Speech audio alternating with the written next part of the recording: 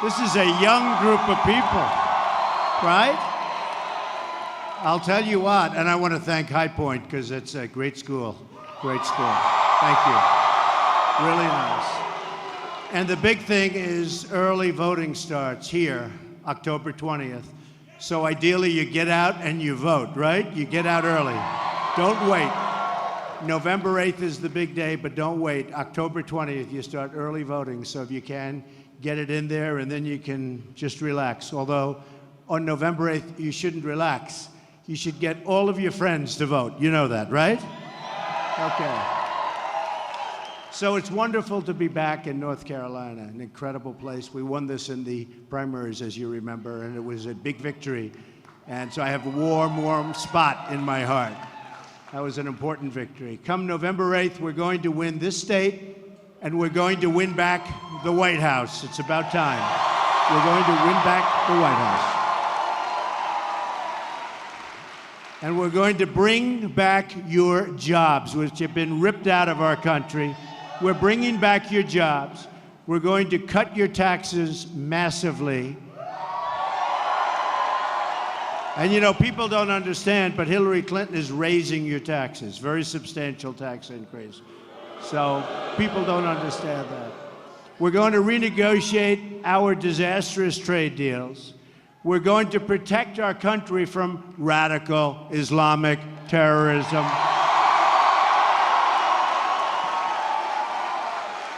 That one's not even close. Over the weekend, there were Islamic terrorist attacks in Minnesota, New York City, and in New Jersey. These attacks were made possible because of our extremely open immigration system, which fails to properly vet and screen the individuals or families coming into our country.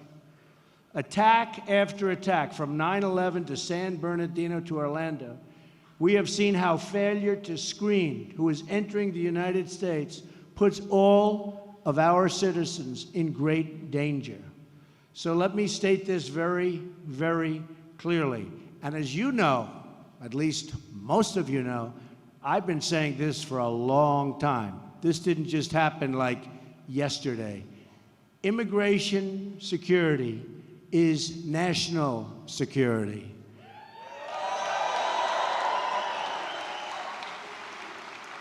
Now, I assume she'll be changing this, but you know what's been happening.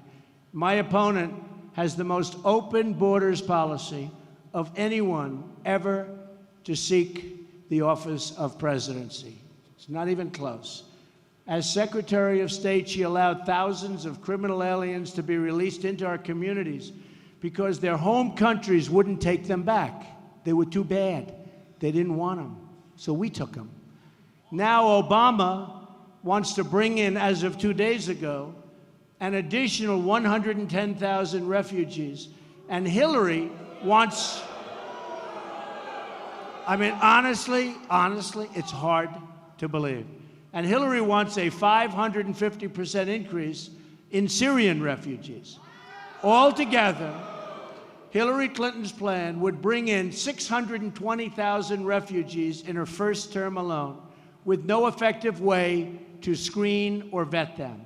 Her plan would cost $400 billion in terms of lifetime welfare and entitlement costs. This isn't just a matter of terrorism, but also a matter of quality of life. And many of you are just starting off on this incredible journey, and it is about quality of life, and it's about safety. It's about safety. It's very important.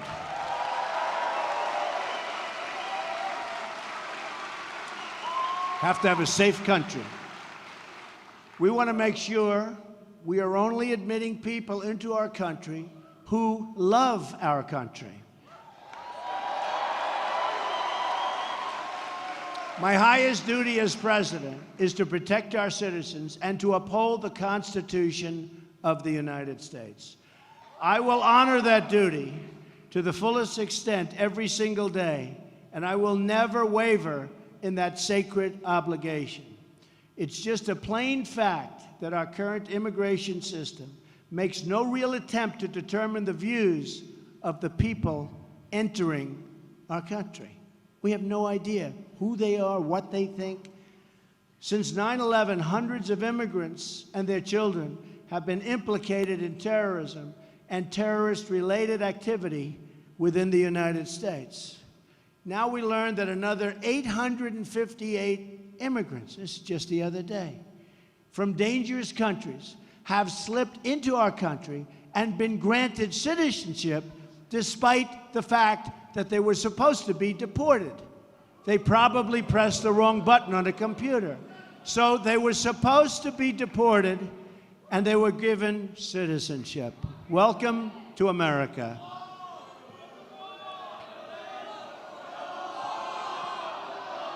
Oh, we're going to build a wall. We're going to build. We're going to build a wall. We're going to build a wall. We're going to build the wall. Mexico's going to pay for the wall 100%. 100%.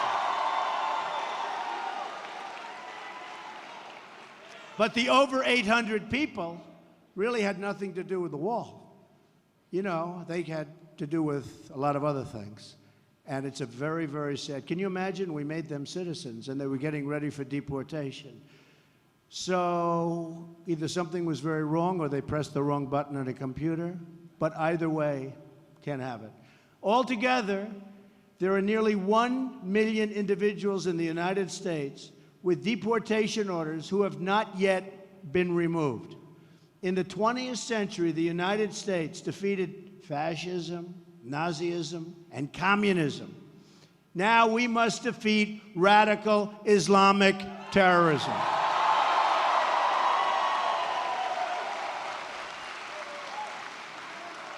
Yet my opponent won't even say the words radical Islamic terror. In fact, Hillary Clinton talks tougher about my supporters than she does about Islamic terrorists. She calls the patriotic Americans who support our campaign, many of them cops and soldiers, deplorable and irredeemable. Has she ever talked that way about radical Islam or about those who oppose and murder women and gays overseas? No. Has Hillary Clinton ever called people who support these practices deplorable or irredeemable? No. In many countries overseas, non-believers face the death penalty. Whether it's Hillary's condemnation, I mean, where is it? Where is her condemnation of these people? Where is her condemnation of these countries? Let's ask Hillary how many people who subscribe to radical Islamic views and support the oppression of non-believers would you call deplorable or irredeemable? That's a terrible word that hasn't been reported, but that was a word that she used. Are those words reserved only for hardworking Americans that truly, truly support us and truly love our country? It seems that way. America can never elect a president like Hillary Clinton, who apparently, with her choice of words, thinks that the decent American citizens are a bigger threat than radical Islam. Can't do this. Anyone who cannot name our enemy is not fit to lead this country. Remember.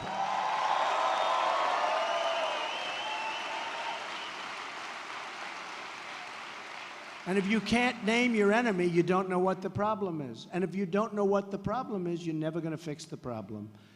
Anyone who cannot condemn the hatred, oppression, and violence of radical Islam lacks the moral clarity to serve as our president.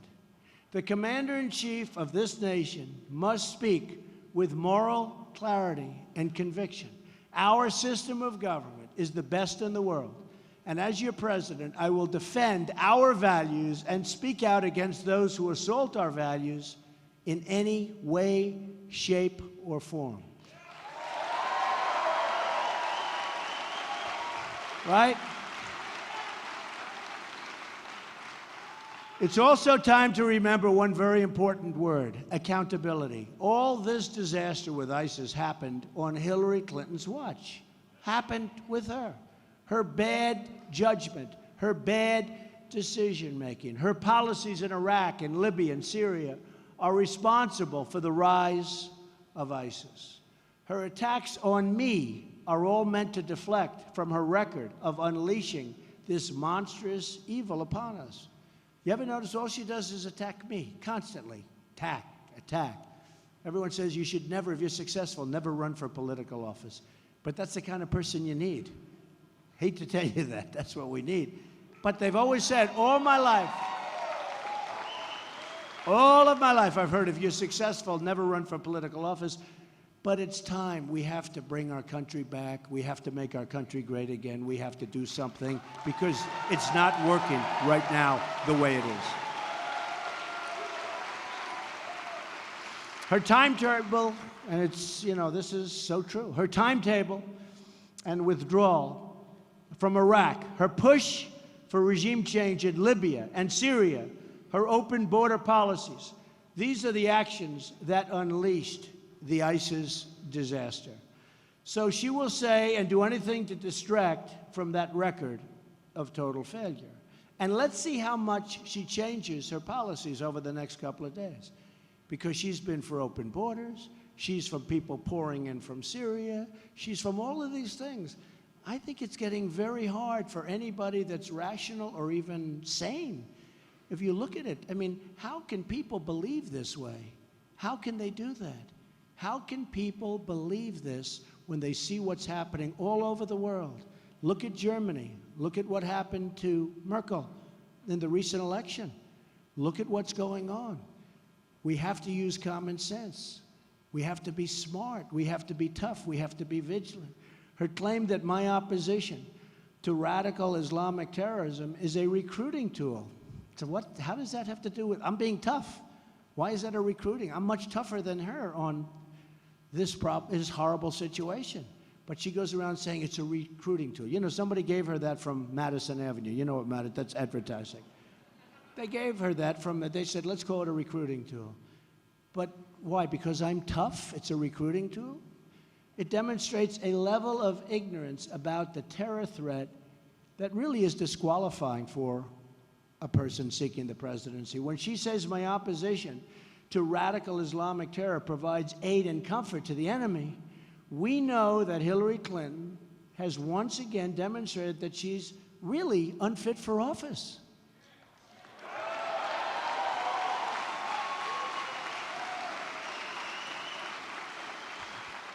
Her comments are not only reckless, but beneath the dignity of the office that she seeks. ISIS is torturing, murdering, executing, and exterminating people in a campaign of genocide. And what is Hillary Clinton suggesting? What is she suggesting? You know what she said. Let's let more people come in. That we should censor our vocabulary so as not to upset these butchers. I have news for Hillary. Refusing to call out radical Islam will not lessen the danger. It will only increase and embolden the danger, just like we have seen during her disastrous and failed term as Secretary of State. It emboldens them.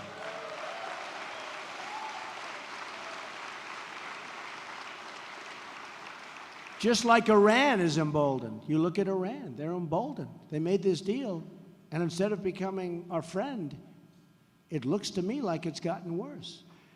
The rise of ISIS is Hillary Clinton's foreign policy legacy. One of them, many others that are not good. Secretary Clinton has helped to topple regimes, displace millions, and then open the door to ISIS potentially to enter this country.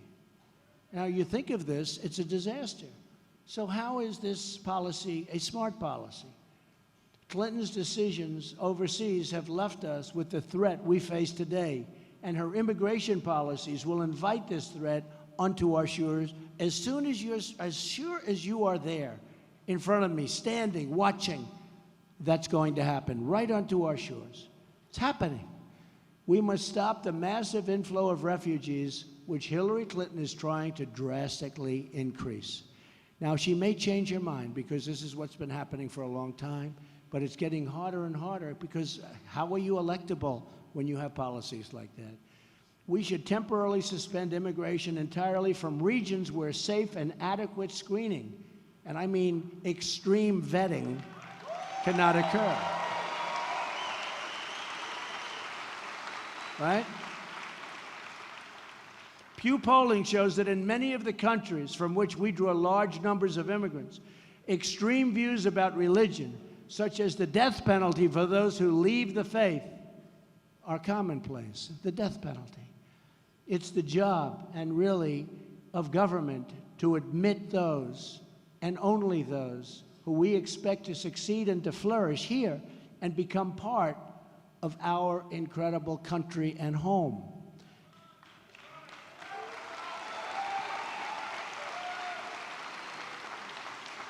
Hillary Clinton disagrees with this common sense rule, and it's one more reason why she will not win the election on November 8th.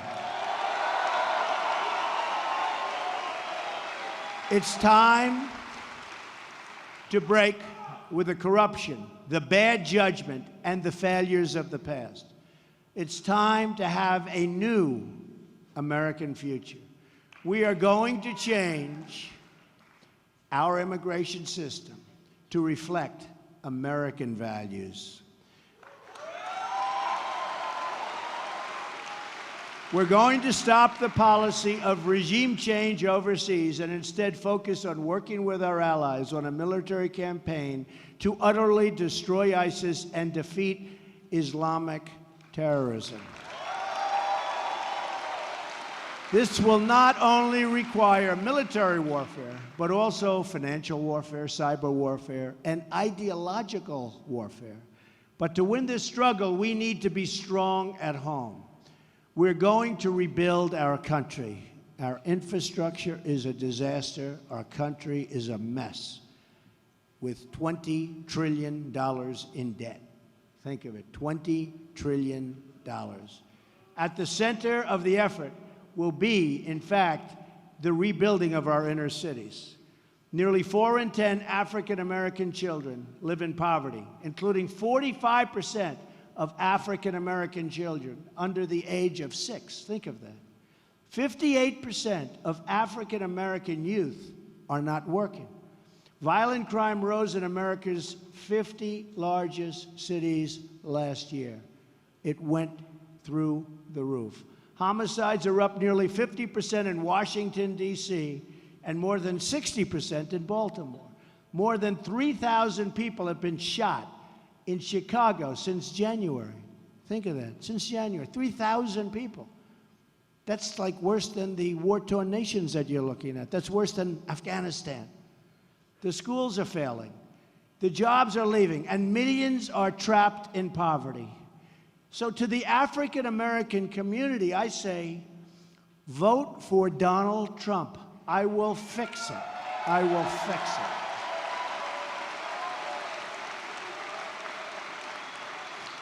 I will bring back your jobs, I will fix your schools, and I will fight for your safety. You'll be safe. It's time for new civil rights agendas, and one that promises safe communities, great education, and a good paying job. Now, I say this, and I say this all the time. What do you have to lose? Your education is broken. Your communities are unsafe. There are no jobs. It's been run by Democrats for sometimes up to 100 years unbroken. What do you have to lose? I will fix it. My whole life, so true. So true. They've really let you down. They ask for your vote. You give them your vote year after year. You give them your vote. Then in the presidential, at least, and in every other one, but in the presidential, they say, hey, see you, man. See you in 4 years. That's what they do. They say, see you in 4 years. We'll be back. And then they come back and they promise you things and nothing happens. And you vote. So it's time to change. What do you have to lose? I will fix it. Remember that. My whole life has been about creating jobs. Thousands and thousands of jobs. Hillary Clinton has spent her career destroying jobs. Just look at upstate New York and her terrible trade deals. Hillary supported NAFTA. She supported China's entrance into the World Trade Organization, a disaster. And she supported the job-killing deal with South Korea that helped make them a fortune, and us, we lost jobs, we lost factory, we lost money. The South Korean deal was supposed to create 70,000 jobs. Instead, we lost 100,000 jobs, and our trade deficit with South Korea has more than doubled. These are the deals we make. Next, Hillary Clinton wants to approve the Trans-Pacific Partnership. That deal will be a disaster for North Carolina, for every state. Your state has lost more than 4 in 10 manufacturing jobs since NAFTA, signed by her husband. I'm going to renegotiate this disastrous deal, and if we don't get the deal we want, we'll walk away and we'll start all over again.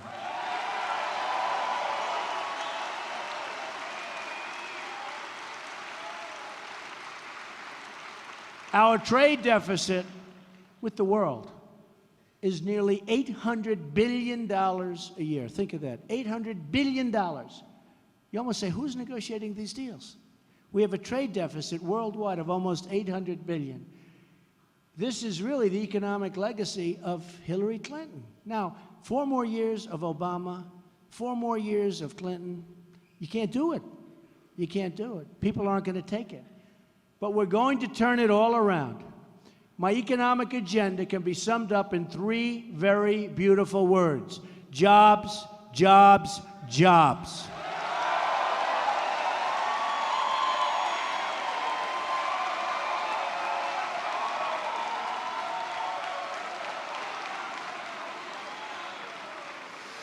I'm going to get rid of massive, absolutely massive amounts of unnecessary regulations.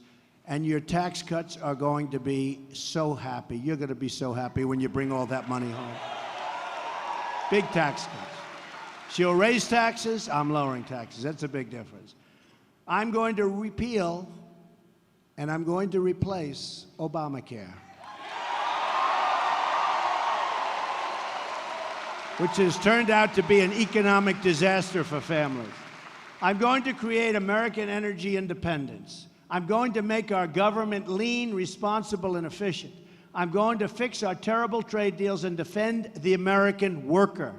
I'm going to rebuild our depleted military and take care of our great veterans. And I'm going to appoint justices to the Supreme Court who will follow the Constitution of the United States. We will rebuild our roads, our bridges, our tunnels, highways, airports, schools, and hospitals. American cars will travel the roads. American planes will soar the skies. And American ships will again patrol the seas. And it's about time. American steel will send new look, you know all about skyscrapers, right? Anybody going to be an architect? Anybody going to be a developer? Any developers? Any young developers? Oh, 1, 2. He's already a developer. American steel will send those new skyscrapers into the clouds. American hands will rebuild this nation, and American energy, harvested from American sources, will power our nation. American workers will be hired to do the job.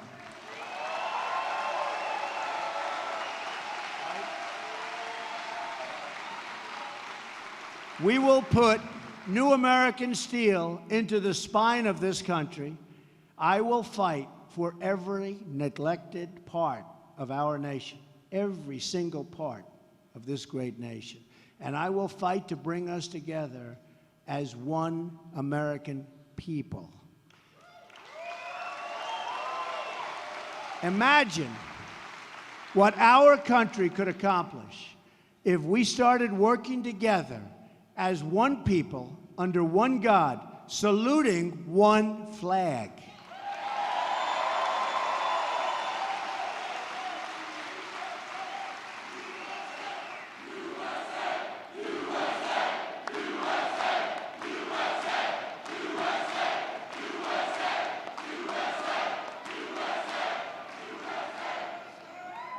It's time to break with the bitter failures of the past and to embrace a new, inclusive prosperity and the American future, because that's what it's going to be.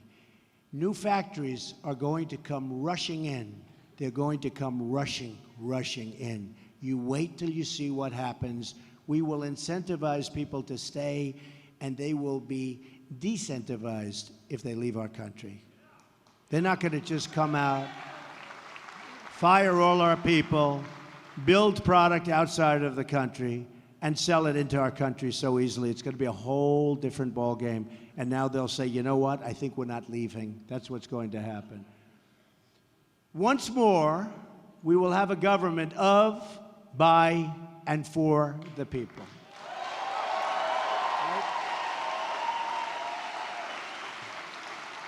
We will make America wealthy again. And save your Social Security, which you people are a long ways away. We will make America strong again. We will make America safe again. And we will make America great again. God bless you. God bless you, and thank you. Thank you. Get out and vote November 8th. Get out and vote. And October 20th. Thank you, everybody.